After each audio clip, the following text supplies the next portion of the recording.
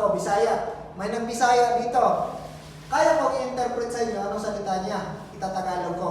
Bakit ko ma-interpret? Kasi naiintindihan ko yung salitang Bisaya.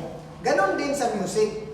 Paano naman, Pastor, i-interpret yung kanta yon kung hindi ko naman alam yung language ng music? Ito nga yun. Ito yun. Yung language. Okay? Now,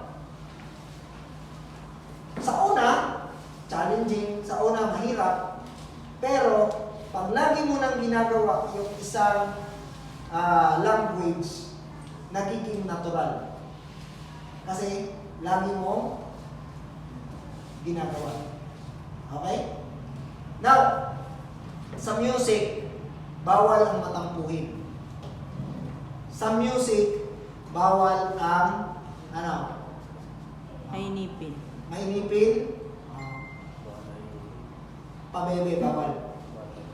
Okay, bawal ang pabebe. Ang dami ko nang tinuruan, ang dami ko nang nakaharap, nakasama, okay?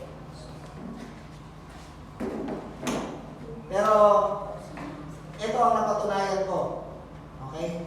Kahit nahihirapan, basta nagpapatuloy, gumagaling. Pero yung magaling, pero pabebe, hanggang ngayon, walang narating.